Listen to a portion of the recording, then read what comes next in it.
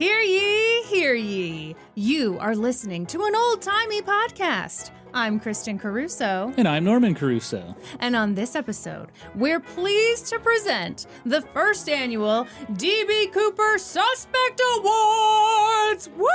Whoa. Yes! Ooh. First annual? We're going to do this every year? No, but they always say first annual just to start award shows off strong. Right. It also sets the expectation that there will definitely be future awards. Yeah. So you shouldn't ignore this because, it's kind of momentous. Mm-hmm.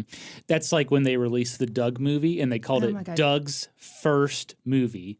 New rule on this podcast. What? New rule. It's okay. You got away with it in 2025. We'll let it slide. 2026. What? You are not allowed to bring up Doug. What? During my stories. Well, I'm going right to the government with this. Censorship. Oh, God.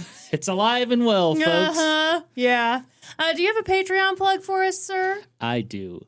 Kristin, guess what? What? It's History Ho Ho Ho Month here at an old-timey podcast. Thought I smelled something. And what that means is at the $10 Pig Butter Investor tier, don't look at the camera like that. At the $10 Pig Butter Investor tier, it is 50% off your first month. Ooh. 'Tis the season.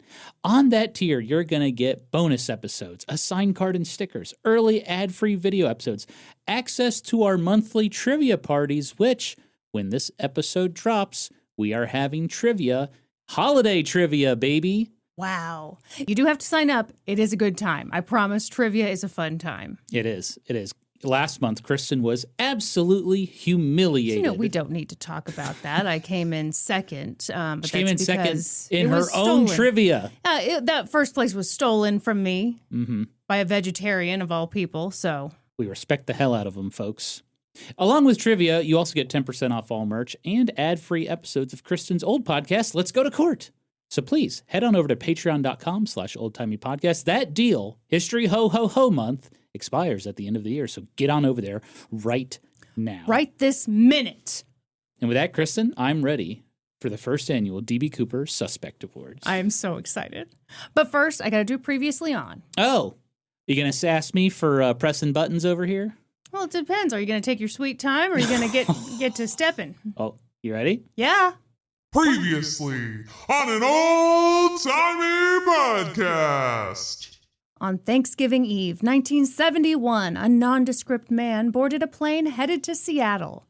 On board, he alerted flight attendants that he had a bomb. And then he made his demands, $200K in cash, plus 4 parachutes. That night, he parachuted into the night sky with the ransom money in tow. But where did he land? And who was he? The FBI launched their investigation. They created sketches based on eyewitness accounts. They searched the plane. They found 2 hairs and lost them. They found 8 cigarette butts and lost those too. They found the hijacker's clip-on necktie. It was a thin, inexpensive number from J.C. Penney. They used math and science to determine where approximately the hijacker had landed. But their many searches for the man known as D.B. Cooper all turned out fruitless. Then, in 1980, 9 years after the hijacking, an 8-year-old boy found nearly $6 grand of the ransom money lodged into a sandbar on the Columbia River, not too far from Vancouver, Washington, a location about 40 miles south of where investigators thought D.B. Cooper had landed. How did the money get there? When did it arrive at that spot? Had they been wrong about where he'd landed? Did they even know anything at all? What a rude question, because yes, you butthole, they did have a sense of who he was. Based on eyewitness accounts, they were looking for a man in his mid-40s, between 5'8" and 6 feet tall. He'd be thin and athletic, with a slightly receding hairline. He had no discernible accent, and while some witnesses said he was white, others said he had a darker, more olive skin tone. He smoked cheap cigarettes. He drank bourbon. He wore clothing that was a little out of style, and based on that necktie, pretty cheap. But it was from J.C. Penney. He demonstrated an astonishing amount of knowledge about the Boeing 727 aircraft. He knew things that the pilots hadn't known. And based on the parachute he used, he likely learned how to parachute in the military. In other words, they were looking for an intelligent, calm under-pressure man who'd been desperate for money. Over the years, several viable suspects emerged, but no one was ever charged. And in 2016, the FBI announced that they'd suspended their 45-year investigation into D.B. Cooper. They said something about focusing on more urgent priorities. But you know who doesn't have any urgent priorities? Me! And Normie C! Hey, wait a second. And you, dear history hose! So, for the remainder of this week's episode, we'll take a good hard look at the case's top suspects. And by the end of this episode, we'll solve the case! And if by chance, we get to the end of this list and we have not solved the case, then we will suspend our investigation and move on to other more urgent priorities. But now, let our investigation begin. Okay. You know, we did make a promise in episode 1 we were going to solve this case. So. Yeah, and I've got faith. Okay. All right. But I also give up easily. So here we go. But first, a small note. In this episode, we'll take a look at 10 suspects. And for the purposes of fun and whimsy, I will be presenting each of these suspects with an award. Is the award real? Does it have any actual value? Well, let's just say that I hope you'll take these awards as seriously as I take the FIFA World Peace Prize. Hey! But before our ceremony begins, I first want to address the D.B. Cooper suspects who I did not include in this list. Oh, do we have an in memoriam section? Listen, to those thin-lipped white boys, I say, look, buddy, this was an incredibly competitive process. And since this is the last episode in our series before holiday break, I decided to keep it to one episode. Fear not, though. You're all skyjackers in my heart. Woo! Yeah! Okay, here we go! I wish I had that "Let's Hear It for the Boys" sound clip. Yeah, no kidding! Oh, what a loss. Hang on a second. Okay. There's something I have to do if we're going to go over the suspects. Okay. What are you about to do? Oh, everyone, Norman is putting on his tinfoil hat. It's here, folks. Norm, for reasons that will become clear later, I'm going to ask you to take that off. What? And put it back on later. But I'm ready right now. I understand that, but now is simply not the time. This is a real tight ship I'm running, okay, this awards show, the first annual. Our first award of the evening is the always reliable, but very boring, Toyota Camry Award. Ooh. This year's Toyota Camry Award for boring reliability goes to, drum roll please, a random dead guy! Woo! That's right, we have to celebrate a random dead guy because, let's face it, it's very possible that D.B. Cooper died when he parachuted out of that plane. Yep. It's possible that he was washed out to sea. It's possible that he was shish kebabbed on a very tall tree and his body has simply not been found. You think he was impaled on a tree? I think it's possible. That's a gruesome way to die, but also comedic in some way if he was shish kebabbed on a tree. Norm, you sick, sick man. I mean, come on, Kristin. I'm in the process of handing this man an award. It's a good theory. You throw it in his coffin? He doesn't have a coffin. He's either been washed out to sea or he's shish kebabbed or he's in the woods. Try to keep up. It's a good theory. It's reliable. It's safe. Yeah. But I ask you, do we want to believe this theory? Does it excite us? Is it flashy? No! No. But it is a good theory.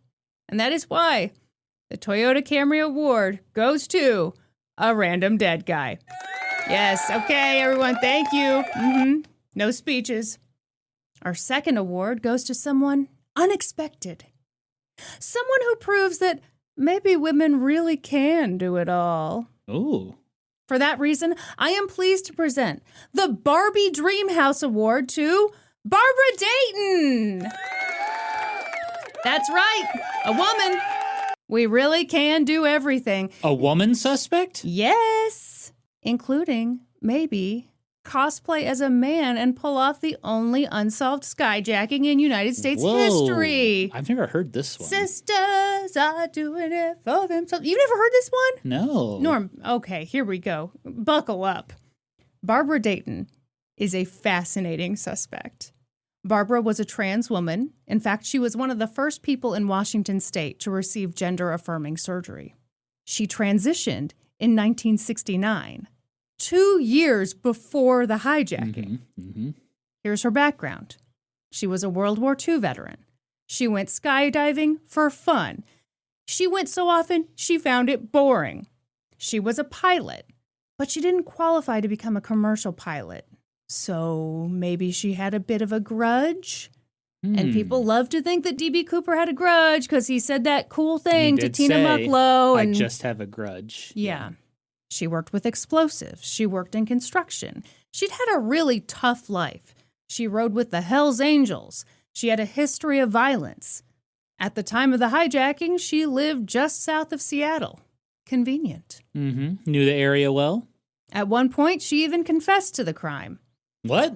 I mean, in fairness, if you wanted to make a drinking game, you could easily be like, drink every time someone confesses to being D.B. Cooper, and you'd just be hammered in no time. Okay. A lot of people came forward then, huh? Yeah. She said that she'd committed the hijacking by essentially cosplaying as a dude, but she later recanted that confession. Barbara definitely had some of the skills needed to pull off the hijacking. She knew how to parachute.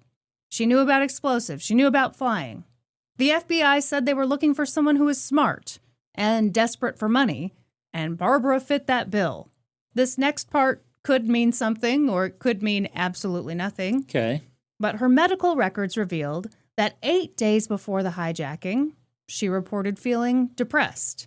And oddly, about 2 weeks after the hijacking, she was not depressed at all. And even though her welfare benefits were about to expire, she seemed, quote, strangely unworried about money. But was she D.B. Cooper? I kind of don't think so. No? All right, No. Tell me why. A big reason is that Barbara's teeth were in really rough shape. It was something that her doctors noticed. This is really stupid, but a big factor in whether they were going to give her gender-affirming care was like whether she'd look pretty enough as a woman, which is insane. And a big factor were her teeth. Okay. Family members offered to help her get them fixed. And I just think that if D.B. Cooper had that level of visible dental issues, the eyewitnesses would have noticed it. Okay, so her teeth were really messed up.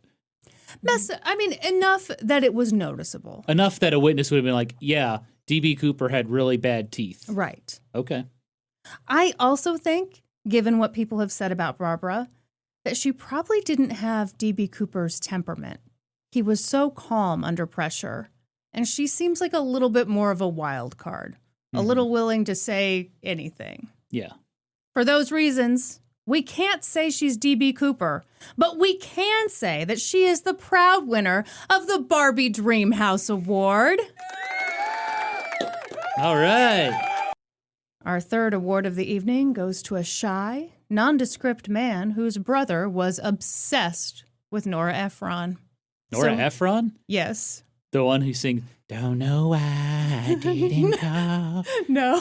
No, that's Nora. That's Nora Jones. Yeah, that's Nora Jones. Don't know why. Nora Ephron is the writer I love. Yes. She also is the movie director, Sleepless in Seattle. You've Got Mail. Yes, You've Got Mail, Julie and Julia. She did Heartburn. Yes. Yes. I love that book. I love You've Got Mail. I know you do. You're a huge fan. Big fan of that movie. So, it is my pleasure to present the award for Wallflower at the Orgy to Kenneth Christensen. Good job, Kenneth. Wallflower at the Orgy, by the way, one of Nora Ephron's books. Oh. Great title. I mean, no one wants to be the wallflower at the orgy. Sure. No. You got to dive in there. Get dirty. Yeah. Kenneth's brother, Lyle, has long suspected that Kenneth was D.B. Cooper. He hired a private investigator to look into it, and he made repeated attempts to get Nora Ephron to do a movie about it. I don't mean to be rude, but I find this hilarious. Nora Ephron did not do like documentary, she didn't do like investigation. Oh no, she did You've Got Mail. My understanding is that he was a fan of the movie Sleepless in Seattle. This is ridiculous. But his brother was kind of bashful, so he had this idea that there would be a movie called Bashful in Seattle. Bashful in Seattle, the sequel. I think this is an example. I'm not saying this guy's a dumb guy. I'm just saying we all have our areas where we know a lot, and I just think the movie business, he wasn't on the up and up. He didn't really know what was going on. Yeah, I don't think that's going to work. What kicked off his obsession?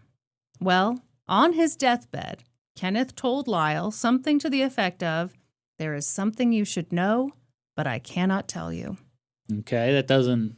No, it's not even I'm DB Cooper. No, okay. But in fairness, let's talk about Kenneth. Because I know it sounds like he is not a good suspect at all, but let me tell you some stuff. Kenneth was a World War II vet. Ding. He'd trained as a paratrooper. Ding. He'd trained for parachute jumps into jungles. Ding. He parachuted for fun, too. Ding. He worked for Northwest Airlines as a mechanic. Ding. Flight attendant. Ding. And purser. Ding. That's the one. Yeah. Yeah. Well, we can't just the say head that. flight attendant. Yes. Was it possible that as an employee of the airline, the hijacking was a bit of revenge? So if you remember, that was the first thing Tina Mucklow, the flight attendant, had suspected. She said, "Do you have a grudge against our airline?" And he said no. Right. He just had a grudge. But I thought it was interesting that she thought this is a grudge against our specific airline. Mm-hmm. Mm-hmm. It would have been funny if he'd been like, "Oh my God, you caught me. Damn it, Tina." Yep, you got it. Physically, Kenneth was a good match for the hijacker. He was 45 years old at the time of the hijacking. Okay, all right. Much like D.B. Cooper, he was nondescript. He had a way of being almost invisible. People did not notice him. Technically, he had hazel eyes, not brown eyes. But I say that is close enough. Hazel eyes. Now, come on. Do you agree with me? So, what color's hazel? It's a kind of a lighter brown, like a yellowish. Okay. The hazel-eyed people are going to be pissed at me. More greenish, brownish, one fish, two fish. So flight attendant Florence Schaffner, she was the one who saw the hijacker without sunglasses on, and she said brown eyes. And maybe it's just me because I feel like I'm bad at noticing eye color, but I'm kind of like, are we really going to worry too much about that? I mean, I think it's important if you're trying to identify a suspect. What if she's wrong, though? Yeah, I mean, that is like something that's hard to notice right away, I guess. You really got to take a look at somebody's eyeballs, I'm looking at yours right now. Also, Kenneth was a little thick in the middle. At least he was in a photo from the mid-'70s. But according to his brother Lyle, Kenny was trim and sexy in the fall of 1971, so everybody back off. Kenny was practicing for the Nathan's hot dog eating contest, so he put on a little weight. Okay. I mean, everything seems to be lining up all right. Uh-huh. Also, Kenneth liked bourbon. 7 and 7. He was a smoker. Yep. He was thrifty. He definitely liked cheap cigarettes. And deals on hot fashion items at JCPenney. Perhaps. Yeah. Plus, a year after the hijacking, you know what he did? Went on a cruise. Maybe, but he bought a house and paid cash. Ooh. And his brother was like, "What?" Because Kenneth didn't make a ton of money. How was he paying for a house in cash? What? Okay, well, hang on. What? What? Is it a nice house? Was it a shack? Like, what are we talking about? Well, I don't know. I've not seen the home, but I assume it was nice enough that his brother thought it was kind of crazy that he was paying cash for it. Okay. Enough to raise suspicion. If it was an old lawnmower shed, I don't think he would have thought much of it. That's kind of where I'm going with that. Yeah. By the way, we definitely stayed in an Airbnb that used to be a lawnmower shed. 100%. The couple had put art on the walls that was clearly them having sex. Yes. Yes. It was horrifying. Also, I don't mean to raise the romance level in whatever room you're listening to this in, but there was not a door on the bathroom. No door. I think it had a curtain, though, right? It did not. It had it had a curtain that separated the toilet from the living space, but not from the bedroom area. Oh, so whenever one of us had to use the bathroom, we had to the other one had to get out of bed. Right. Yeah. Walk past the sexy art of the couple who was renting the place to us and just, drop trow in front of the other person. It was terribly romantic. Horribly romantic. So maybe Kenneth was D.B. Cooper? Or maybe he was just a shy, nondescript guy harboring a much more boring secret on his deathbed. My analysis? I think Kenneth is a pretty good suspect. Okay. And a very worthy recipient of this year's coveted Wallflower at the Orgy Award. Norm, how do you feel about Kenneth? Okay, what's Kenneth's last name? Christensen. Kenneth. One good thing, if you want to go to the Wikipedia page for D.B. Cooper, they've got a suspects list, and they've got a lot of photos of the guys. Ah, okay, Yeah. All right. Kenneth Christensen, D.B. Cooper suspect. I think he looks a lot like the sketch. Yeah, I would say so. Mm-hmm. Although I think the whole Nora Ephron obsession is a little weird. It definitely is. But you know what? That's the thing. Is like, we're going to hear from a lot of people who they think their uncle is D.B. Cooper. They think their husband was D.B. Cooper. You don't get to choose who comes forward. Yeah. And maybe it's somebody who's got a quirky idea about where this thing needs to go. Mm-hmm. Now, according to Wikipedia, the FBI did not like Christensen as a suspect because a poor match to eyewitness physical descriptions and a complete absence of direct incriminating evidence. Sure. There's not going to be a lot of direct incriminating evidence on any of these guys, though, just so we're clear. Yeah. Are you ready for our next award? Yes. By the way, I'm wearing costume jewelry, very fancy costume jewelry, because I take this seriously. Yeah, I didn't know there would be an award show. I told you several times that I was doing an awards show. Well, I'm looking pretty good, I think. I was hoping for a tuxedo T-shirt at the very least. Okay, our fourth award of the evening is one that you're probably excited about.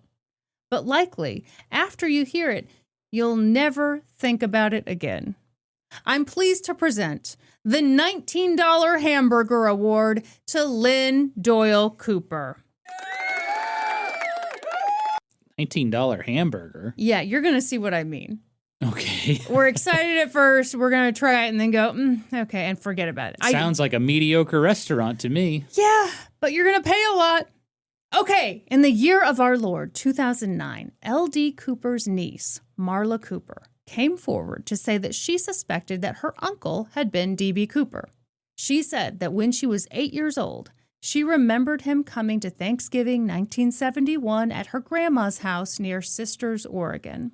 L.D. and her other uncle showed up that morning, and wow, L.D. was bruised, bloody. He looked like a mess. The men claimed that L.D. had been in a car accident. Marla says she remembers her uncle say, "Our money problems are over. We just need to go back and get the money." Her memory of that day is not perfect, but it's interesting. It's also interesting that L.D. Cooper was apparently a big fan of the Dan Cooper comic books that you brought up in last week's episode. Yes. Plus, at the time of the hijacking, he did look a little like that Bing Crosby sketch. He had receding, wavy hair. Mm-hmm. Marla's mother and father always suspected that he'd been D.B. Cooper. He was a veteran of the Korean War. Okay. Would have been about 40 at the time of the hijacking. Maybe a little too young, but all right. It's by a couple of years, yeah. And he moved away from Oregon about a year after the hijacking. But was he D.B. Cooper? I mean, he could have been, but meh. And Norm, it's that meh feeling that means that L.D. Cooper definitely deserves the surprisingly dry $19 Hamburger Award. Now, wait a minute. Wait a second. Kristin, why are you giving this man the Met Award? Well, I mean, I definitely don't think this woman's making this up, But I think anytime it's like, I was 8 years old, here's my memory from when I was 8 years old, and that's kind of all we've got on the person. That's just, Yeah, I mean... He could be. Well, the whole memory of like, I remember them specifically saying, our money troubles are over. What's wrong with that?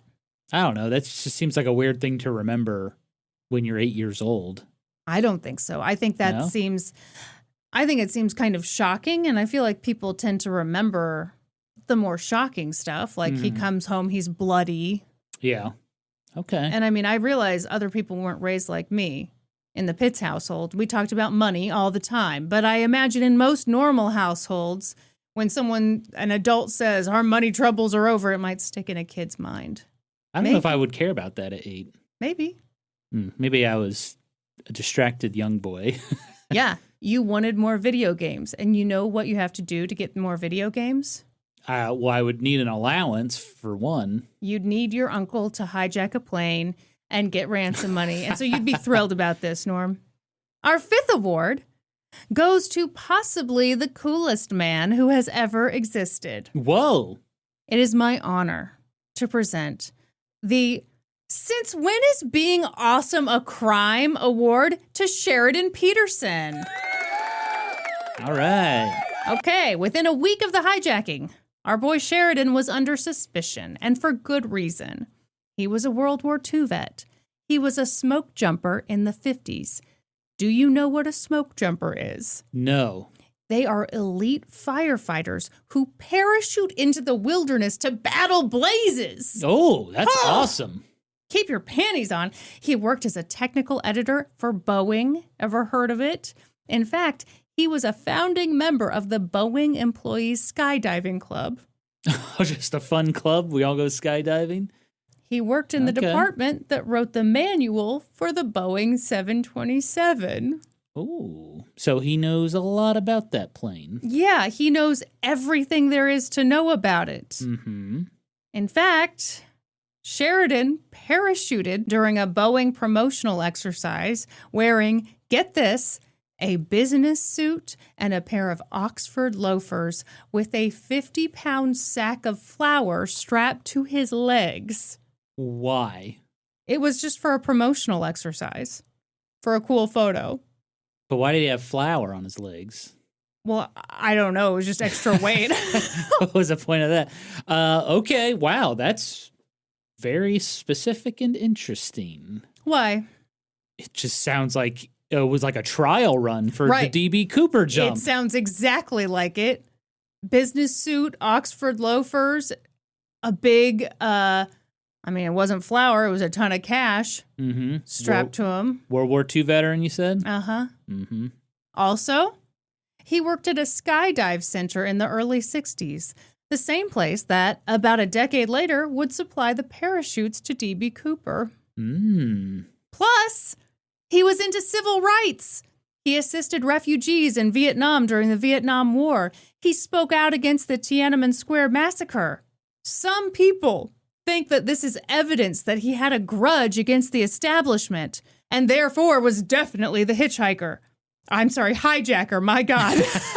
Very different thing. Yeah. I think it is simply evidence that he was very good and cool. Could Sheridan Peterson be DB Cooper? I think maybe. He was 44 at the time of the hijacking. He looked a lot like the Bing Crosby sketch, except he had blue eyes. Also, he didn't smoke. Oh. Although, why not smoke for a crime, you know? Is that so crazy? Well, you don't think someone would do that? I mean, to throw people off, sure, you could. Yeah. But hopefully he smoked a little before he did it, because if it was his first time smoking and he got in the plane, he'd be hilarious. I've made a fool of myself.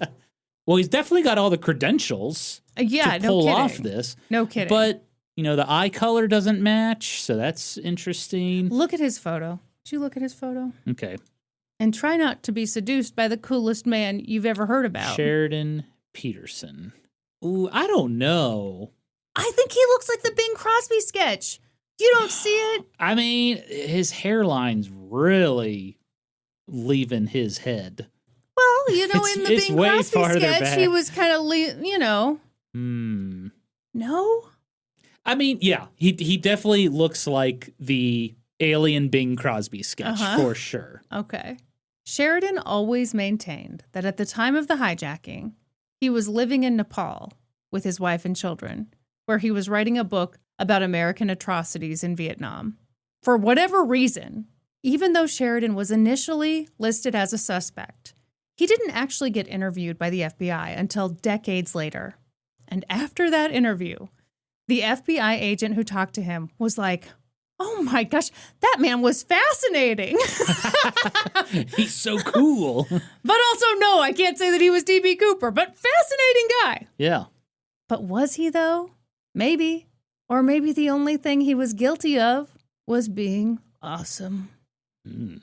I think he could have been. Yeah? Maybe. Okay. And that's why we're presenting Sheridan Peterson with the Since When Is Being Awesome a Crime Award? Now, on this Wikipedia entry, it talks about a DNA sample. Did you see anything about that? Yeah, so there have been efforts to do DNA tests with some stuff on the tie. Yeah. I'm leaving it out because they've not found a match on anybody. But the other thing is, not finding a match doesn't mean he's not their guy because they don't know for sure that the DNA on the tie belonged to D.B. Cooper. Mm-hmm. It's a really, really small sample. Yeah. And I kind of feel like until they find someone who's a match, I don't even know that would fully hold up in court. You don't think so? No, because... Where do they get DNA on the tie? Like from a hair? How do you collect DNA from a tie? I don't know. I'm assuming that the FBI has better technology than we do. I would say in so, this house. for sure. We're always doing DNA tests on stuff. Although we did just get an air fryer. So our technology game is, we're going up in the world, you know? For our next award this evening, I asked that all of our listeners drop what they're doing, go straight to their nearest kitchen, and grab your Reynolds wrap, because we are now presenting the Tinfoil Hat Award to Ted Brayton. Norm, you know what to do. Get that tinfoil hat. Oh, yeah. All right, Kristin. We are through the looking glass here, people. Okay, what do you get got ready. for me? Who was Ted Brayton? He was an excellent skydiver. Mm-hmm. He was a World War II vet. Oof. He was a Vietnam vet in the Special Forces. Oh. He was also a convicted felon. Ooh. Yep. In Vietnam, he abandoned his unit to go fight in the Congo for hire. He became a mercenary? Yeah. Well, that's pretty badass. But also wrong. I was Shouldn't gonna do say, that. I thought the military kind of frowned on that. The word mercenary is just cool, though. Okay, it's funny. I realized that I always assumed the word mercenary was a good thing. It just sounds like a positive thing. But using context clues, I was like, oh, people do not like this at all. No, you're soldier for hire. Yeah. Yeah. He was later arrested by the CIA, which had to sting because, according to some sources, he was BFFs with one of the founding members of the CIA. Ted was court-martialed. He was incarcerated. He had committed a big, bad offense, but oddly, our boy Ted was given an honorable discharge and allegedly set free after the Army Chief of Staff personally intervened. Ooh. Here's a fun fact. The folks who worked at the jail were like, man, this dude is really calm and chill. Just like D.B. Cooper was. Yeah, and he was facing big, bad penalties. Ted had a reputation for being intelligent and for being willing to commit crimes, especially for money. He also had a reputation for getting away with stuff. Mm-hmm. He was 43 years old at the time of the hijacking. Yep. And I sound like a broken record, but he looks kind of like the FBI's final sketch. Not the Bing Crosby, but the final sketch. Can I look this guy up? Uh-huh. Ted Brayton. Okay, yep. Receding hairline. Mm-hmm. Thick eyebrows, thin lips. Yep. The one thing I'll say about this guy is a lot of the information about him kind of comes from weird message boards. You can find some sources. I know. And that's why I'm like tinfoil hat. I'm pointing at my tinfoil hat right now. Part of me as I was looking at this stuff, because like sometimes you can get some good sources, but they're books and, you know, I hadn't read those books, so I didn't want to include all of that information without having read the books. Yeah. So I am a little skeptical. But at the same time, when I first started this series, and I was just thinking, who do I think did this? I, tinfoil hat gal, was thinking, oh, the government knows who did this. Someone in the CIA did this. And it's just too embarrassing to admit. Yeah, they don't want to expose one of their agents. Yeah. Now, I'm reading here, it says he served in the 101st Airborne during World War II. Mm-hmm. And he was 16. He lied about his age. So again, there's a lot of stuff on there that I felt like I couldn't verify very well, so I didn't include it. But if you're just looking at Wikipedia, I mean, the case is strong on Wikipedia. Lock him up. Yeah. He's probably dead. But, get him. Wow. Okay. What else you got, Kristin? That's it. Oh. Well, then. So, was he D.B. Cooper? Was he even real, man? Either way, Ted Braden gets our Tinfoil Hat Award.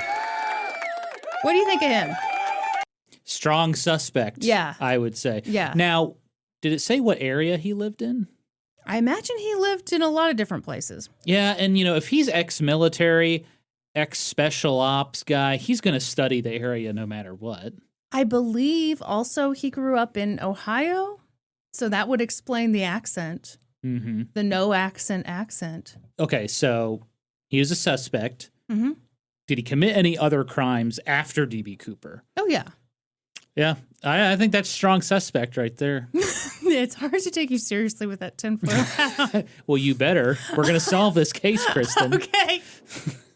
When I do the press conference, when we announce who D.B. Cooper is, I'm going to be wearing this. And you're going to say, a lot of nut jobs have weighed in on this case. But don't worry. We're podcasters. We're here to make things right. I am going to move on to our next award. Do you want to keep the hat on or? Let's leave it on. Okay, very good. The title for our 7th award of the evening comes directly from the suspect himself. He said this after a documentary filmmaker locked in on him as a suspect and simply would not let go. Oh, boy. Everyone, please congratulate Robert Rackshaw, the recipient of the, quote, "It's a lot of shit and they know it is" award. I love that. It's a lot of shit and they know it is. What does that mean? It means this theory about me is a lot of shit and they know it is. Okay. Who was Robert? Robert was a pilot, a Vietnam War vet, a former paratrooper, all right, and a bad, bad boy. Ooh. He wrote bad checks. Did he murder his stepfather? Well, he got acquitted for that crime, so everybody calm down. In 1978, he was arrested in Iran, where he was working as a pilot. He got deported because he had a bunch of explosives and was doing sketchy things with money. Back in the U.S., while he was out on bail, Robert faked his own death when he rented an airplane and pretended that he died in a plane crash. What? They found him a couple months later and yada, yada, yada, he went to prison.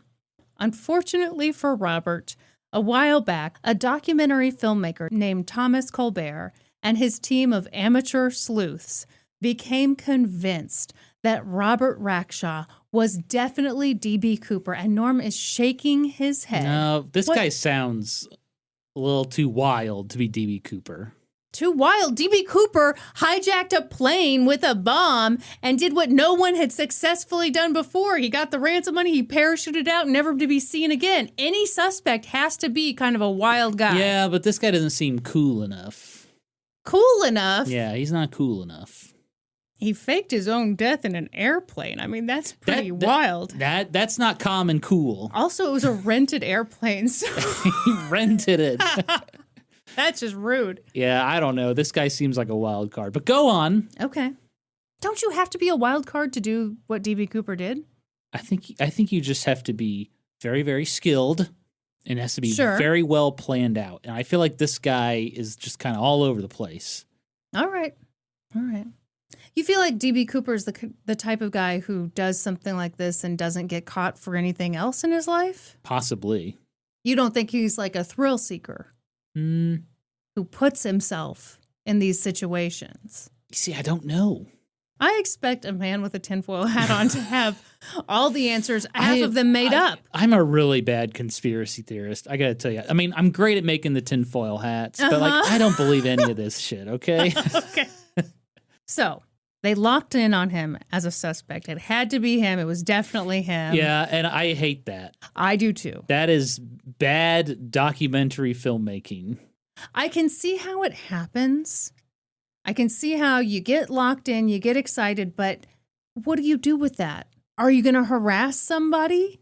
Are you going to ignore all the other evidence that contradicts what you want to do? Mm-hmm. Yes. Let's keep going. Okay. In fact, Thomas told the media that one of his volunteers cracked a code that proved that Richard was D.B. Cooper. What code? I will tell you. Is it on the cereal box? It's almost that stupid. Here's the story. In the aftermath of the hijacking, newspapers received a ton of letters from people claiming to be D.B. Cooper. I mean, these things happen. Yeah, sure. But there was one particular letter that apparently stood out to the FBI. It went out to a bunch of major newspapers on December 11th, 1971. And the FBI took that letter very seriously because it contained details about the crime that hadn't yet been made public. I'd like to pause and read that letter to you now. I have a very fuzzy copy, and I wonder if some of it has been redacted, but I'm just going to read it because, why not? Okay, let's hear it. It says, "Sirs, I knew from the start that I wouldn't be caught. I didn't rob Northwest Orient because I thought it would be romantic or any of the other euphemisms that seem to attach themselves to situations of high risk. I'm no modern-day Robin Hood. Unfortunately, do have only 14 months to live. My life has been one of hate, turmoil, hunger, and more hate. This seemed to be the fastest and most profitable way to gain a few fast grains of peace of mind. I don't blame people for hating me for what I've done, nor do I blame anyone for wanting me to be caught and punished, though this can never happen. Here are some, not all, of the things working against the authorities. Number 1, I'm not a boasting man. I left no fingerprints. I wore a toupee. I wore putty makeup." Oh, come on. I thought this guy isn't a boasting man. He's writing a letter to the newspaper. Give me a break. This is the most boastful letter Yeah. ever. They could add or subtract from the composite 100 times and not come up with an accurate description. And we both know it. I've come and gone on several airline flights already, and I'm not holed up in some obscure backwood town. Neither am I a psychopathic killer. As a matter of fact, I've never even received a speeding ticket. Thank you for your attention, D.B. Cooper. Yeah, right. It's obnoxious, isn't it? Yeah, and honestly, the whole thing, well, he knew some stuff that no one else did. The only thing I caught there was I left no fingerprints. And some guy who's writing a fake letter to the newspaper, that's something you can just come up with in your head and write it. So that's kind of why I wonder if some of that has been redacted. Mm-hmm. You think it was redacted to, protect the investigation? Yeah. Well, the toupee thing and the putty makeup, a witness would have noticed that, right? Not necessarily.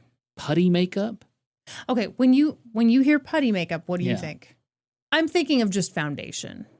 Really? Yeah. I'm thinking of actors' makeup. So thick foundation. Yeah, I'm thinking of a big fake nose made of putty. Well, I mean, maybe that is what he meant by putty makeup. Or I put on a big honking nose. Yeah, or ears or yeah. Okay, continue. So, there's that letter, but there were also random letters and numbers at the bottom of the letter. Maybe that was some sort of code. The FBI evidently tried to crack the code, but didn't come up with anything meaningful. But a dude from Thomas Colbert's ragtag investigation crew worked on it for 2 weeks, and he was pretty sure he cracked it. Really? Yeah, where's the applause button? Crack the code. Solve the case. You don't seem pleased enough. Guess what? What? When he cracked that code, guess what it revealed? It revealed that the guy they knew did it had definitely done it. What did it say? Well, drink your chocolate Ovaltine? The guy shared some of his code-breaking process with a journalist at the Oregonian in 2021, on the condition that the journalist not reveal his process in the article because it was going to be featured heavily in an upcoming documentary. Okay. He said that the numbers and letters on the bottom of that letter, Norm, quit smirking, all corresponded to Robert Rackshaw's Vietnam military units, the 371st Radio Research Unit, the 11th General Support Company, the Army Security Agency. Okay. Pretty amazing, huh? I'm not convinced. It all I'm led sorry. back to him. Yeah, some other people weren't convinced either because the code-breaking story obviously captured the media's attention for a while. You know, it's a supposedly new information in the D.B. Cooper case. That's cool. But a couple days later, some actual expert cryptologists reached out to the Oregonian, and they were very nice about it. They were like, hey, we're sure that dude was trying his best, but it looks like his code-breaking methods were pretty crappy. The rule of his code allowed for so much freedom that it allowed him to get the result he wanted. Exactly. Yeah. So some random dude spent 2 weeks looking at these numbers. Yes. Was like, I know what this means. Yeah, an actual cryptologist looked at it, Right. professionals, and they're like, no, it's exactly what I thought. They got the answer they wanted. Yes. Yeah. But the documentary filmmaker was pretty pleased with the work of his code-breaking I voice. bet. This will be great for the documentary. Documentary. Oh, that was so bitchy, Documentary. Norm. He did air quotes. For anyone who doesn't have the video, those were air quotes. In that original article, Thomas said that things were testy between himself and the FBI. He complained that they were no longer taking his calls. Oh, no. The reason? According to Thomas, the FBI didn't want to admit that a bunch of amateurs had cracked a case that had puzzled them for decades. He said, quote, "It's not that they're concerned about a circumstantial case. This is obviously about embarrassment and shame." Dude, come on, man. By that point, Thomas Colbert had already released a documentary about D.B. Cooper and Robert Rackshaw. It came out in 2016. It was called D.B. Cooper, Case Closed. But I'm pretty sure it's also on Netflix under the name D.B. Cooper, Where Are You? In that documentary, he offered Robert Rackshaw a check for $20,000 for the rights to the story of the hijacking. He paid him? I'm going to be honest.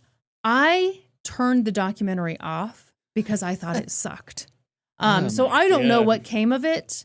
I just know that when he like ambushes some old man and was like, admit that you did this and I'll give you $20,000. Okay, $20,000. That's like, oh yeah, I did it.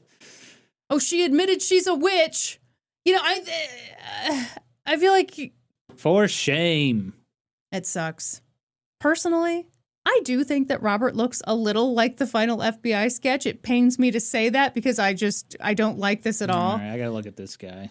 But he was only 28 at the time of the hijacking. Oh, give me a break. And when the flight attendants from the D.B. Cooper hijacking saw pictures of Robert, they were like, nah, it's not the guy. Yeah, he's way too young. Yeah. Way too young. In an interview 2 years before he died, Robert was asked about the renewed assertions that he was definitely D.B. Cooper. And he said the words that are now engraved in his very real award that this podcast is giving to him today. It's a lot of shit and they know it is. Woo, yeah. Wow, that's terrible suspect. Yeah. Norm, it's hard to believe that we're on our second to last award of the evening. I know, it's just been such a magical night, Kristin. All the stars are out. And now we're ready for our next one. This award recipient is a well-known suspect. He was a con artist, an epic liar, and evidently one hell of an insurance salesman. Everyone, give it up for Dwayne Weber, winner of the Bad Husband Award. Oh, no, not the Bad Husband Award. We hate it. I have won Good Husband Award. From whom? From you? Yes, you do regularly. How dare you? You win the Good Husband Award quite often. I have a mug. Kristin bought me a mug. It's true. From TJ Maxx one time that says Best Husband Ever, and she presented it to me. And before I bought it, I smashed all the other Best Husband mugs in that TJ Maxx so that you would know you were the only one who received it. Well, just like the Highlander, Kristin, there can only be one Best Husband ever. So thank you very much. But this guy, worst husband ever. Get a load of this. Dwayne emerged as a suspect thanks to his widow, Jo Weber. Jo and Dwayne met in 1977 at a bar in the Hilton Hotel. Ooh. Dwayne was a lot older than the guys Jo typically dated, but he was smooth. He was charming. He ordered her a bottle of champagne. At the time, Jo was a single mother of 2 children. She appreciated the luxury. They got married 2 years later, and for the most part, life was good. Dwayne sold insurance, and he was really good at it. He won cruises, and plaque alert, he got a lot of plaques. Oh, wait a second, Kristin. I like saying, plaque alert, he won a lot of plaques.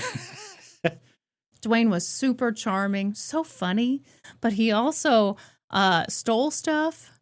Ooh, that's not good. Weird stuff. Like Jo caught him stealing Kool-Aid packets from the grocery store, and he didn't even drink Kool-Aid. So what was the effing point? Isn't that a condition where you want to steal just random stuff? I mean, you do hear about that. Yeah. Kleptomania or just people who want a little thrill. Mm-hmm. Dwayne never talked much about the life he'd led before he met Jo, but she knew some stuff. She knew he'd been married a few times. She knew he'd been in the Navy and in the Army. After they retired, they opened an antique shop in Florida. And Dwayne got sick. Really sick. It was his kidneys. He got so sick that he decided to stop the dialysis. He was ready to go. Mm-hmm. On his deathbed, he told Jo, "I'm Dan Cooper." And she said, "What?" And he got kind of agitated. He said it again, but she had no idea what he was talking about. And finally, he cursed and he just gave up. He died a few days later. And months after that, Jo was on a date and she was talking about her late husband, Dwayne, and she mentioned what he'd said on his deathbed. And the guy was like, "Wait, did he mean D.B. Cooper?" The next day, Jo went to the library and checked out a book on D.B. Cooper and noticed writing in the margins. It looked like her late husband's handwriting. Wait. She checked the book out from the library? Yeah. And she noticed her husband's handwriting in that book? Yeah. What did it say? I don't know. That kind of kills me. I don't know what it said. This is a really inspiring passage. I did not do it this way. Sir, please don't write in the library books. My lips are plump and juicy, so I don't know where they're getting this information about thin lips. Lies, all lies. Memories flooded back to her. Stuff that had seemed weird at the time, but that she'd just brushed off.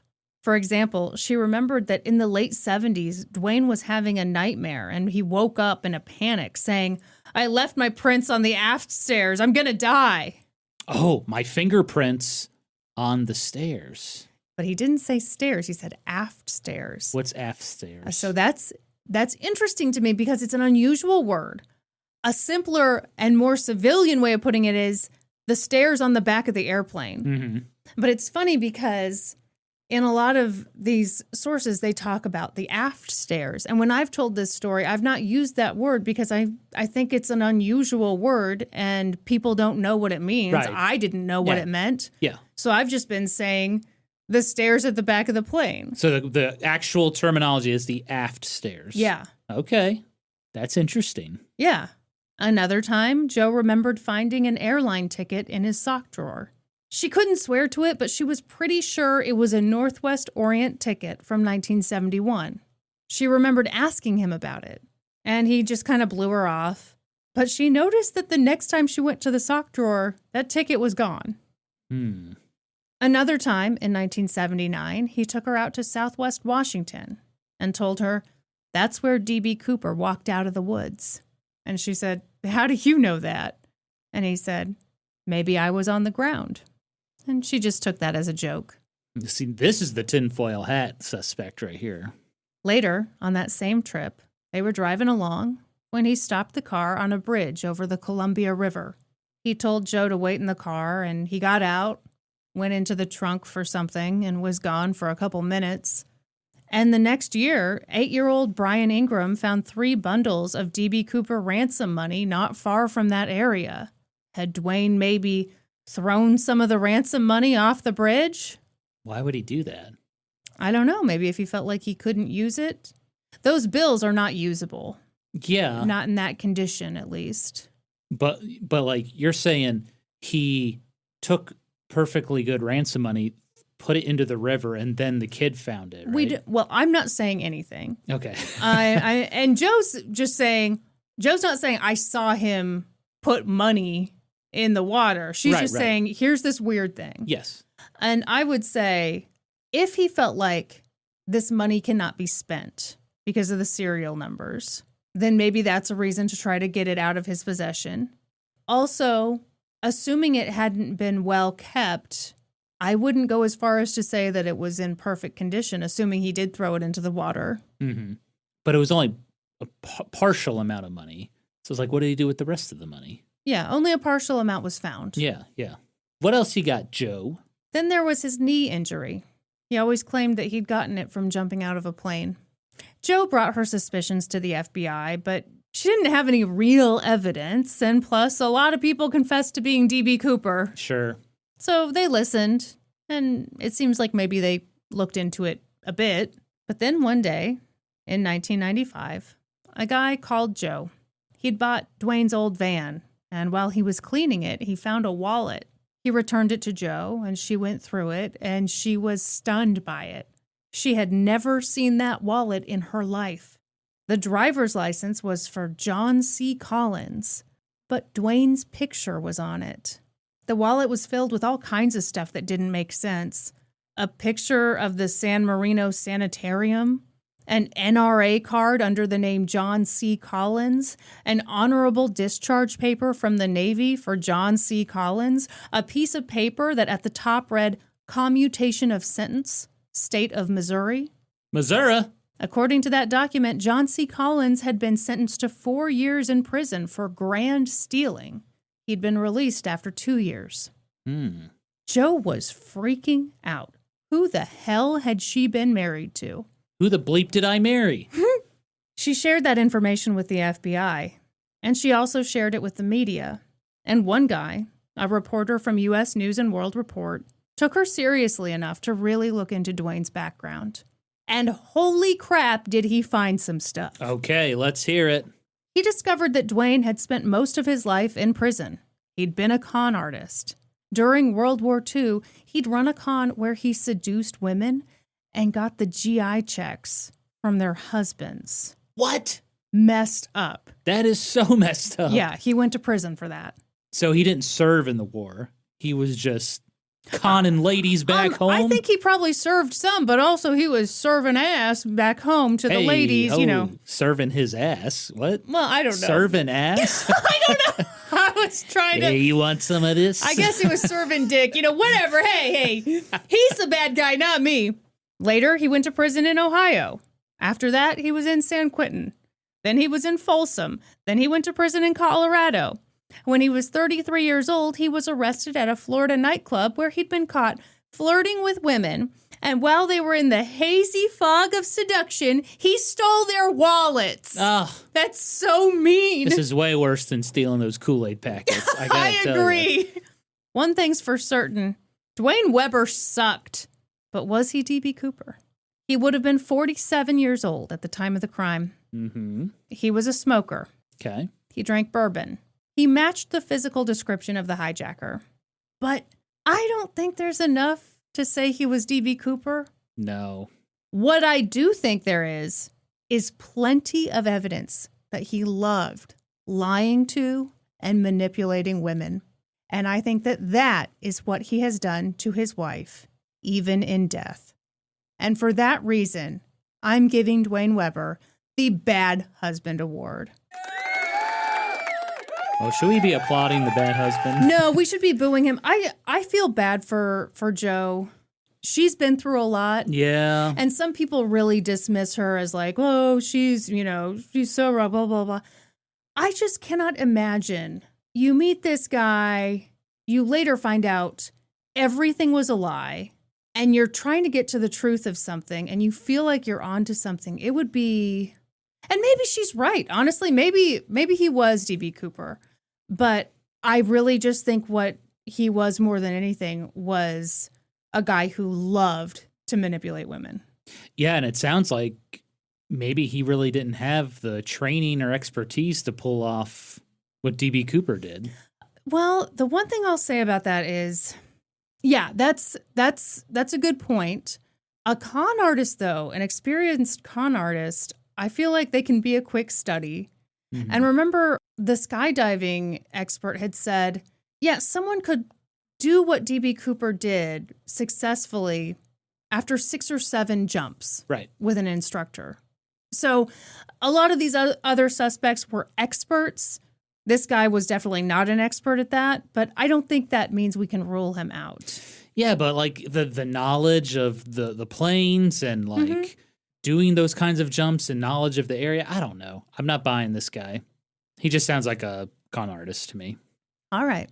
Serve an ass to women back cute. home. He thinks you're really cute and he wants to stand close to you. Mm-hmm. Which side do you keep your wallet on? You know, they always say men should keep their wallets in their front pockets. I've always thought it must be kind of uncomfy to sit. It is uncomfortable. Oh. Yeah, it's bad for your back. It's tough to be a guy, huh? It's, shout out to all the guys out there. Oh, let's hear it for the boys. Let's hear it for the boys. Okay, Kristin, I believe we have one award left. Yeah, this is the big one. I've saved my favorite for last. You saved the best for last. Yeah, I think so. Well, this is like the best picture category at the Oscars. We started with the lighting awards, then we did, costumes, we did that. Yeah, best makeup. Okay, Daytime Emmys were at the beginning of the episode. Now we're getting to the real stuff. Okay.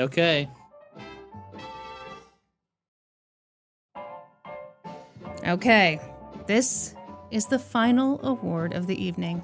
And I think that if we all just use our imaginations a little, we might decide that this guy right here, Richard McCoy, will get the Spanx Award for almost perfectly fitting. Woohoo! Okay, you said yes. You know this man? I know about Richard McCoy. Yes. Who was Richard McCoy?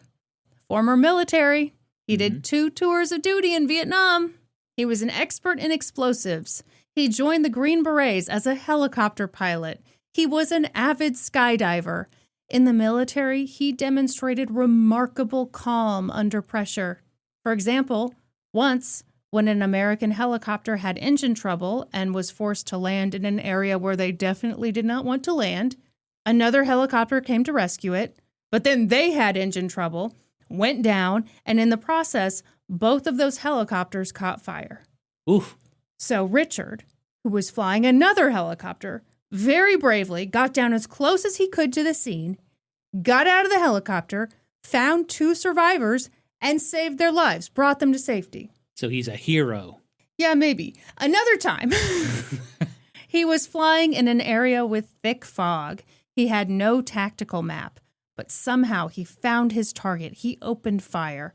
Again, I know we call them heroes, but, a lot of death, a lot of awfulness. My main point in bringing this up, because this is not a happy story, but it's to demonstrate that from a very early age, Richard demonstrated that he was smart, comfortable in high-pressure, life-and-death situations, and somehow always managed to escape by the skin of his teeth. Okay.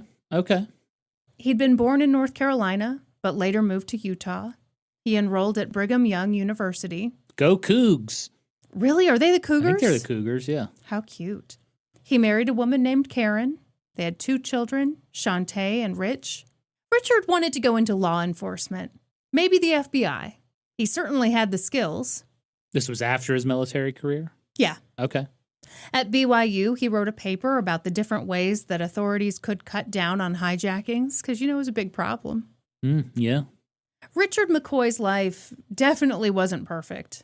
Money was tight, way too tight. His wife's sister, Denise, lived with them. And after his second tour in Vietnam, Richard developed these terrible migraines. They were so bad that sometimes he randomly blacked out. And those random blackouts would be awful for anyone for many reasons.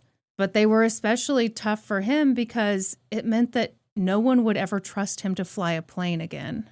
What would happen if he passed out? So could that be where the grudge is from? Yeah, maybe. Okay. He was this smart, talented guy who was financially strapped and who also felt like the future that he'd envisioned for himself and that he'd worked for had been taken away through no fault of his own.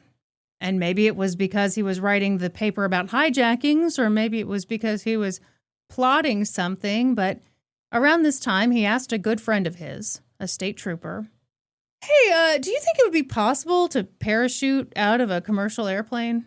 He just asked his buddy this? Yeah, just making conversation. How much money do you think you could get? And Ransom, like, what's a reasonable ask? What do you think they could get together? Also, if you did that, where would you want to land? He asked his sister-in-law, Denise, similar questions. He asked her, if I jumped out of an airplane and I was off in some weird, far-off, remote location, would you come pick me up? Would you do that for me? What? What? He's just asking questions. Purely hypothetical. I'm sorry. Am I not allowed to ask questions? Sorry. And then on Thanksgiving Eve, 1971, D.B. Cooper hijacked that plane and parachuted out of it. What a terrible thing. And then 4 months later, on April 7th, 1972, Richard McCoy walked into Denver International Airport and purchased a one-way ticket to L.A. under the name James Johnson. Just like D.B. Cooper, he sat in the last row of the plane. He handed a note to one of the flight attendants. It was typed. It read, "We have a grenade.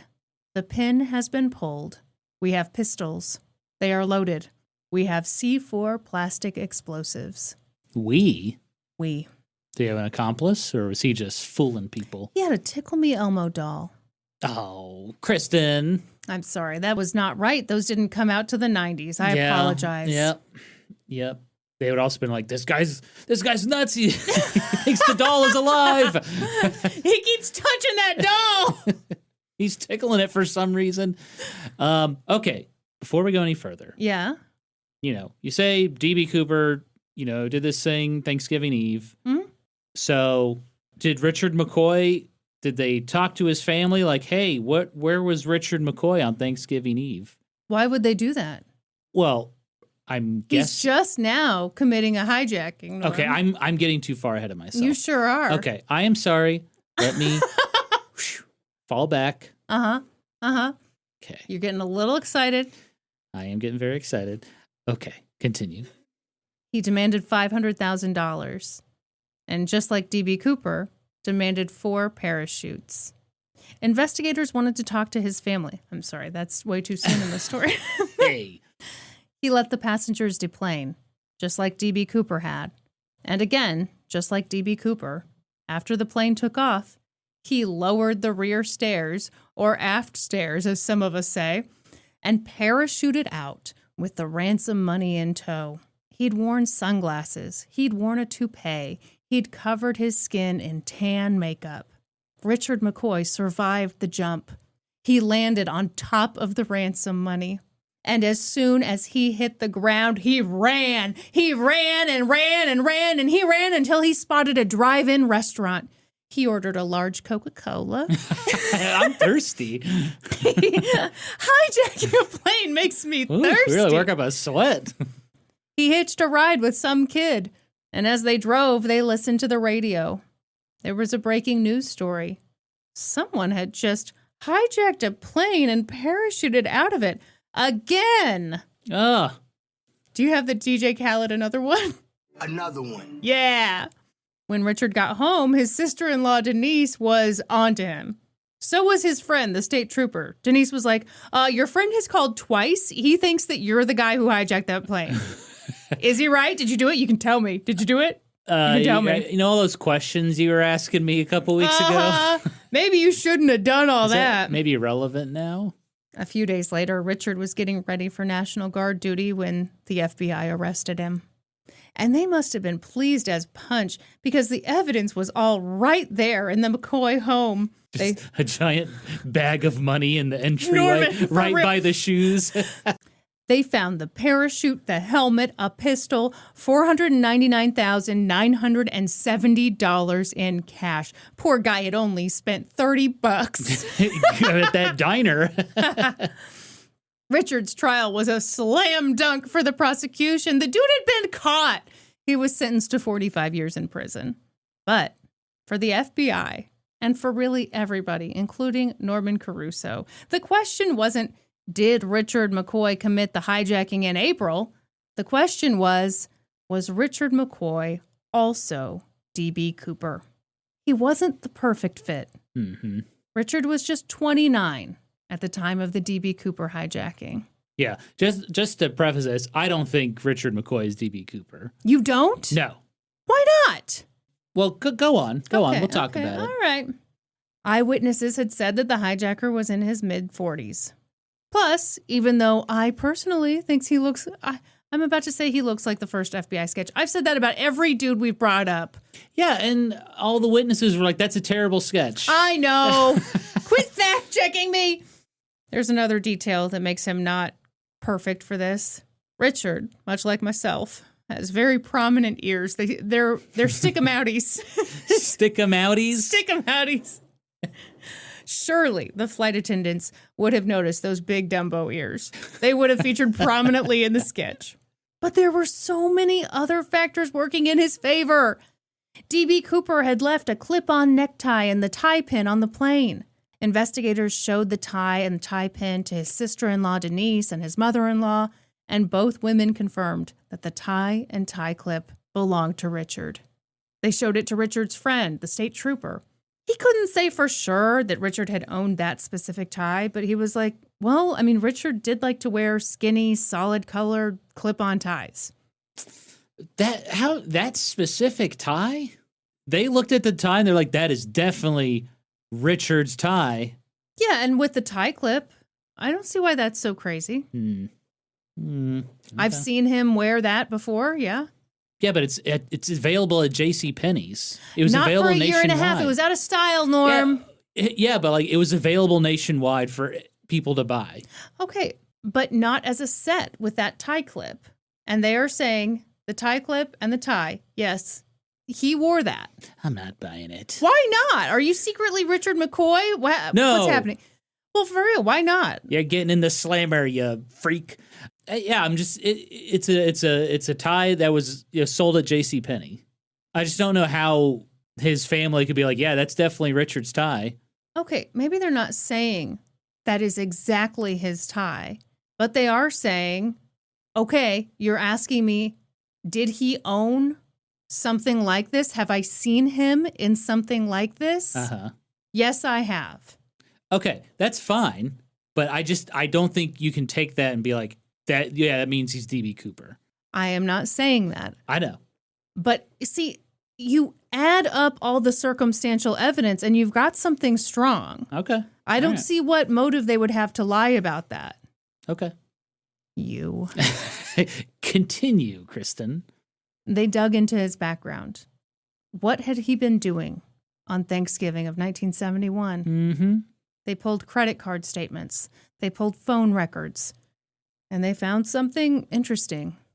On the morning of the D.B. Cooper hijacking, Richard used his credit card to get gas. But he didn't get gas at home in Provo, Utah. He got it in Cedar City, which is on the way to Las Vegas. At 10:41 p.m. on Thanksgiving, the day after the hijacking, someone made a collect call from the lobby of the Tropicana Hotel in Las Vegas to the McCoy home in Utah. Then, a short while later, Richard's credit card was used to purchase gas 2 miles from the Tropicana Hotel, near the airport. So, investigators developed a theory, and it's a little convoluted, so stick with me. Yeah, let's hear this. On the day of the hijacking, Richard drove toward Las Vegas, stopping in Cedar City for gas. When he arrived in Las Vegas, he boarded a flight to Portland. From there, he purchased a ticket for the flight to Seattle. Then he did his little D.B. Cooper thing. And after he jumped, Richard went back to Portland, flew from Portland to Vegas, got into his car, which he'd had waiting for him at the airport, stopped at the Tropicana Hotel lobby to call home, stopped for gas, and headed back home to Utah. What? What? No way. Why not? No Why way. not? Why not? What? Why? Do I need to give this to you? No. This tinfoil hat? Do I need to give you a smart hat? Let me get this straight. Uh-huh. You're saying he The drove... investigators are saying, They are theorizing. Uh-huh. He drove from Utah to Las Vegas, got on a plane from Is there any record of him being on the flight from Las Vegas to Portland? Why would there be records? There's no security. You don't have to show an ID. No, of course not. Don't they have a passenger log? With fake names? You think he went on and said, I'm Richard McCoy? No. No. Couldn't they interview people at the ticket counter? Hey, you remember selling a ticket to this guy? Anyway, let me make my point.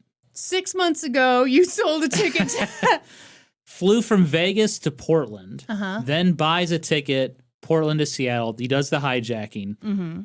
And then flying from Seattle to Mexico, but he jumps out of that flight. And then he goes back to Portland. And then flies from Portland back to Vegas.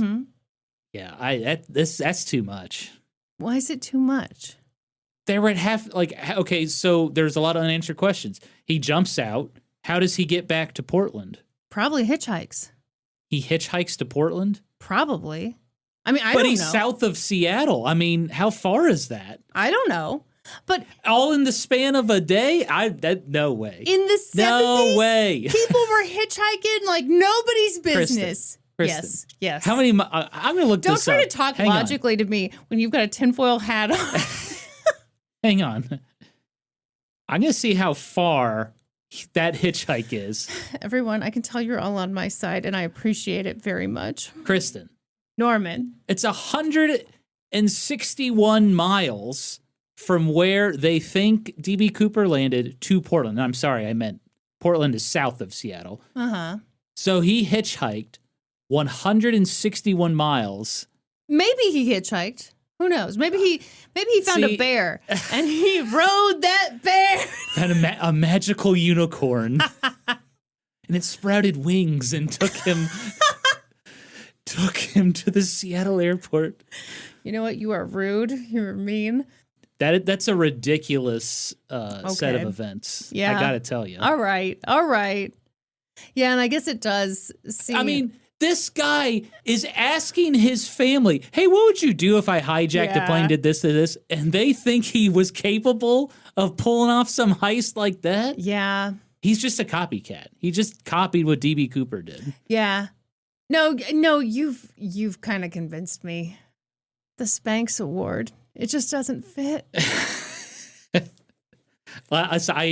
I know about this suspect just because he did the copycat, like right after D.B. Cooper. Yeah, maybe he was D.B. Cooper, you think. Also, he was 29. Yeah, he was 29, but he looked rough as hell. Yeah, and I'm sorry, I've seen a picture of him. He's got a youthful glow? No, he kind of looks like a... What? He's got a real, mousy look to him. Hold on. Let me pull him up. With his ears. I mean, if you give a mouse a parachute... I mean, those ears, they're pretty funny. Yeah. And the sideburns. Somehow I think the sideburns are not helping the ears. They kind of outline. They're like, here's how big my ears are. Yeah, sorry, Kristin. I'm not done talking about him. All right. Investigators, of course, asked Richard McCoy about his whereabouts on Thanksgiving of 1971. They asked him if he was D.B. Cooper. He didn't admit to anything.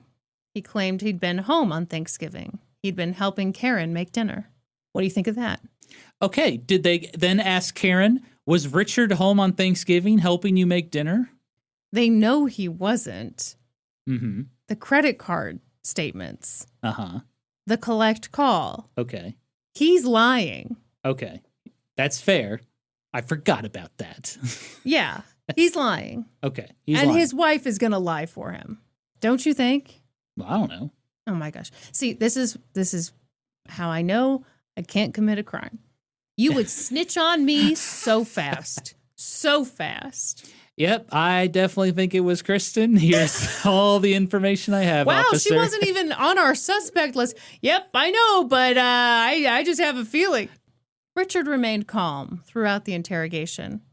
When they asked him about the collect call from the Tropicana Hotel, he pointed out that they couldn't prove that he'd been the one to make that call. Which means he definitely did make the call. In the interrogation, he admitted to drinking liquor a few times in his life, but never smoking. He wasn't a smoker. Okay, you know what? The FBI had another little theory that I just know you're going to take a big steamy dump on, but I think it's kind of cute, frankly, all right? Okay. What's that? So he's not a smoker, but maybe he's smoking as a cover when he's D.B. Cooper. Right. How did he decide on those Raleigh brand cigarettes? A very unpopular, weird brand to choose. Because they were the cheapest. And he doesn't know any better, so he just buys the cheapest cigarettes. They were the cheapest. That would be a factor. He didn't have a lot of money. But their thought was, oh, he's from North Carolina. He's being kind of cute, picking out the Raleigh ones. I mean, if he's from North Carolina, he would probably know tons of cigarette brands. Yeah, but why not go with the one that says Raleigh on it from, your home state? Sure. I know, that's kind of dumb. The day after his second interview with the FBI, Richard was taken to a county jail in Brighton, Colorado. He was supposed to spend the night there and then the next day go to federal prison. But on that next day, the sheriff was just trying to get the group of guys together who were supposed to go down to the courthouse for their arraignments. And he was calling out names, and people were like, yeah, here, okay, they got in line. And the sheriff read some dude's name aloud, and nobody raised their hands. And Richard was looking around like, And so then Richard raised his hand. Yep, I'm Benjamin. That's me. My name's Ben. He took someone's identity. So they took Richard to the courthouse, thinking he was some other dude entirely. And as they strolled through the halls of justice, Richard told the sheriff, Oh no, I gotta go to the bathroom real bad. Oh my God, get me out of these cuffs. I gotta go do my business. And the sheriff was like, ew, God, okay. And he uncuffed Richard, and Richard took off. Yeah. But they caught him a few blocks away. Oh. I'm assuming he was still in his cute little jumpsuit or something. I don't know. Very stylish. Yeah. So, yeah, they took him to federal prison. And he stayed there for a minute. But then in prison, he ripped a picture of a gun out of a magazine. He stole a block of wax from the dental lab. He got both those things to a particularly artistic prison pal, and he was like, dude, will you sculpt me a realistic-looking gun out of this wax? And he gave him a reference image? Well, yeah, Sculpt me like one of your French girls. Sculpt me like a real gun so we can bust out of here. Yeah. In August of 1974. Okay. What if Richard was like, I want you to sculpt the gun, and he just got nude and held the gun? Whatever it takes. Pay attention to the gun. Don't look at me. Don't look at me. Perv. Jeez. In August of 1974, Richard and three of his prison pals crashed a garbage truck through a gate in the prison and boom, disappeared into the Pennsylvania mountains. They were gone. They drove down to North Carolina. They shaved each other's heads. They stole a car. They robbed a bank.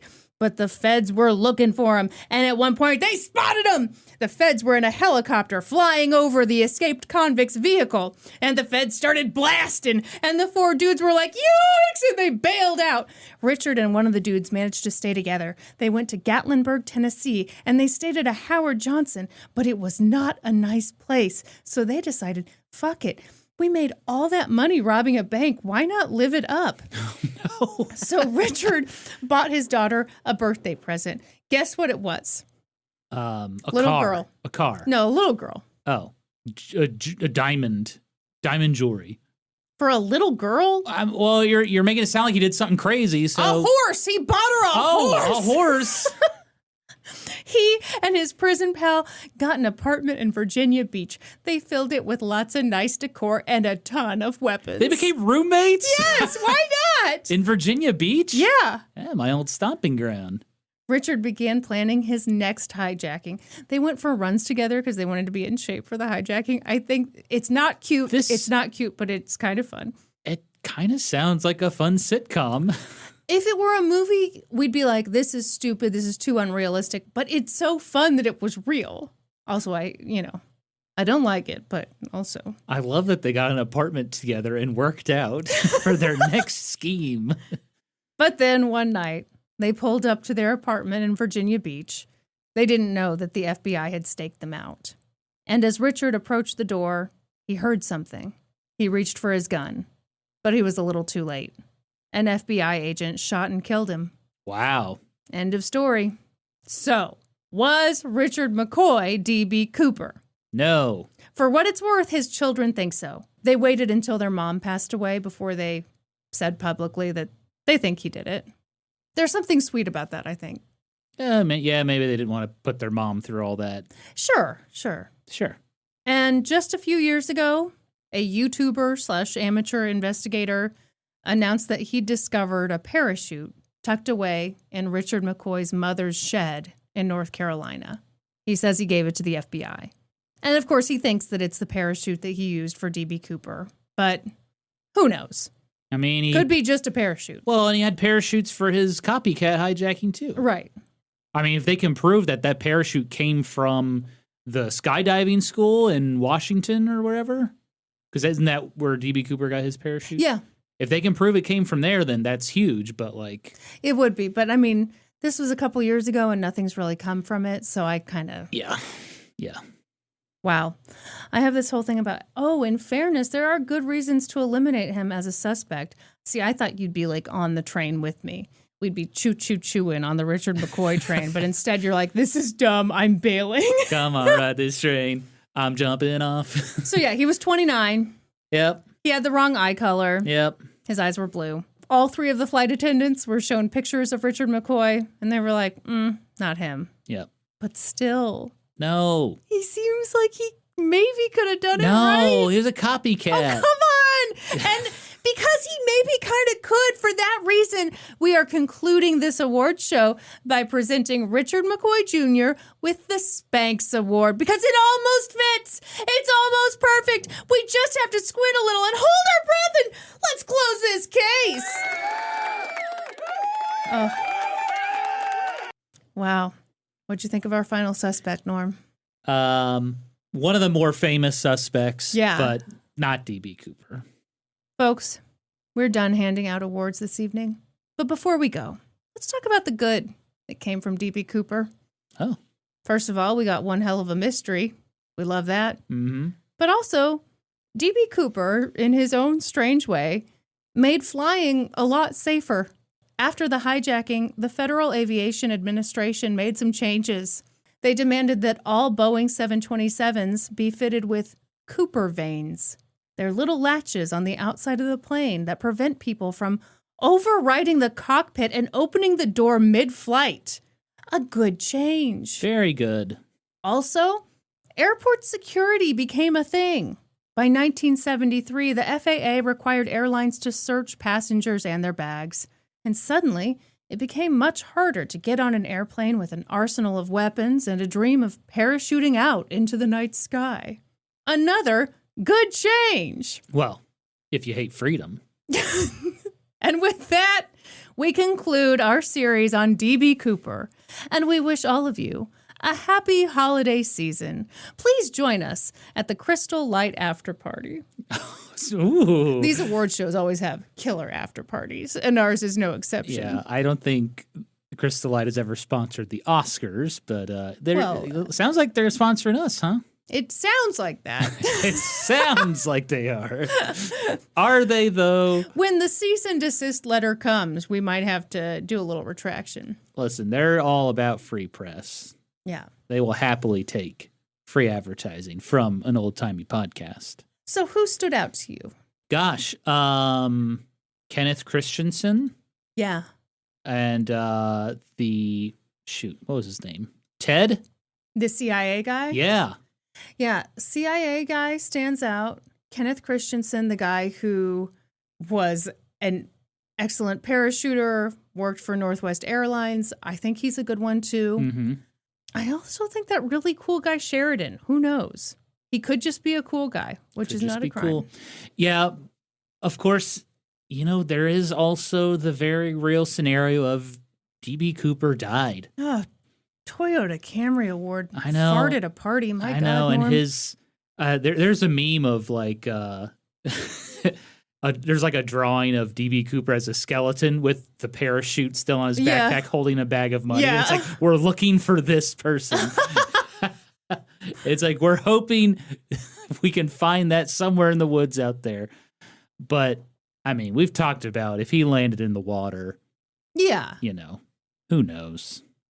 I also wonder, I wish, almost more than anything, I wish we could figure out for Joe what Dwayne Weber's real deal was, just to give her that piece. Because I cannot imagine that's being wild. Put through all that bullshit. Well, yeah, and to find, after he dies, you get his driver's license with a totally different name and totally different backstory. He's basically the 17 year. I think they were married for 17 years, but those 17 years we had together, that was the longest stretch of his life that he didn't spend in prison.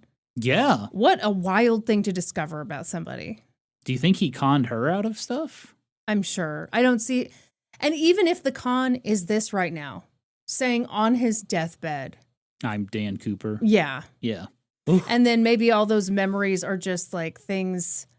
Well, it's kind of like that code breaker guy of okay, you have this thing and you're looking for evidence to support it. And so maybe you're just grasping at straws, pulling stuff out of nowhere. Yeah. Or maybe she's right, and who knows? It's part of the fun of D.B. Cooper, though. It's the mystery around it. Yeah. Yeah. I don't think we'll ever solve D.B. Cooper. I don't think so. I know either. I proclaimed in episode 1 we would solve it, but I'm stumped, folks. The only hope I have, and this is another tinfoil hat thing, I kept thinking today, how ridiculous that they lost the 2 hairs and they lost the 8 cigarette butts. But then I started thinking, okay, if I were the FBI and I could set my ego aside, wouldn't it be kind of smart to say, oh yeah, the DNA evidence, we lost it. Then that might make people more comfortable confessing to the crime, knowing, well, they can never, although, I mean, whoever did it is definitely dead by now. Not just dead in the moment, but they're too old now. Oh, we don't know that. We don't know it, but I mean, we kind of know it. But I mean, when they first said oh, we don't have this stuff anymore, I do wonder if that could have been a strategy. Maybe I just want, why are you smiling at me? I'm just imagining, the thing that Willard Scott did on the Today Show with the Smuckers birthdays. I mean, what if he was like, happy birthday to Dan Cooper, 105 years old today. Oh, this young man. Says he really enjoys parachuting. Young at heart. But yeah, I mean, that's kind of what I'm thinking, that maybe that could be a tactic to try to get somebody to confess, thinking, well, it can never really be pinned on me, and then, ha, I got you, bitch. Yeah, it's probably too late. I mean, the FBI could even just be like, hey, we've closed the case. We've got rid of the in absentia thing. We can't prosecute anybody anymore. So just come on out and confess. Bygones be bygones. We're not even mad. Not mad. You didn't kill anybody, so it's fine. And you get to keep the money because you've stumped us. As a reward, you can keep the money. I think the dude's definitely dead by now. He's probably dead. Yeah. All well, right. Kristin, that was a great series on everyone's favorite mystery, D.B. Cooper. Thank you. And that's our final episode for 2025. Heck yeah. Although we do have a bonus episode this month. Yeah, you history hoes, we've got stuff to do. If you're listening to this episode on the day it drops, we've got trivia tonight. Tune in, play. I was about to say play with us, but I didn't know if that sounded weird. 2 adults, one of them in a tinfoil hat with a phallic handle. Come play with us. Okay. And yeah, the bonus episode is dropping, baby. Heck yeah. Do you want to talk about it or? Absolutely not. Oh my God. Okay. You want to dance, you got to pay the band. Okay, I didn't know if you wanted to tease it a little. Absolutely not. Okay. It's a mystery, just like D.B. Cooper. All right, great. Well, with that, Kristin, should we wrap up 2025 of an old-timey podcast? Yes. Okay, I was waiting for you to answer that. Okay, I'm sorry. You know what they say about history, hoes? We always cite our sources. That's right. For this episode, I got my information from the book Skyjack, The Hunt for D.B. Cooper by Jeffrey Gray, the FBI Files, the documentary The Mystery of D.B. Cooper, as well as reporting from Rolling Stone and History.com and the Oregonian. Plus more. Check the show notes for a full list of our sources. That's all for this episode. Thank you for listening to an old-timey podcast. Please give us a 5-star review wherever you listen to podcasts. And while you're at it, subscribe. Support us on Patreon at patreon.com/oldtimeypodcast. Join the Reddit community, r/oldtimeypodcast. Follow us on Facebook and YouTube and Instagram at Old Timey Podcast. You can also follow us individually on Instagram. I'm at Kristin Pitts Caruso and he's at Gaming Historian. And until next time, toodaloo, ta-ta, and cheerio. Goodbye. See ya. Wait a second. Wait, just a minute. Bye. Bye.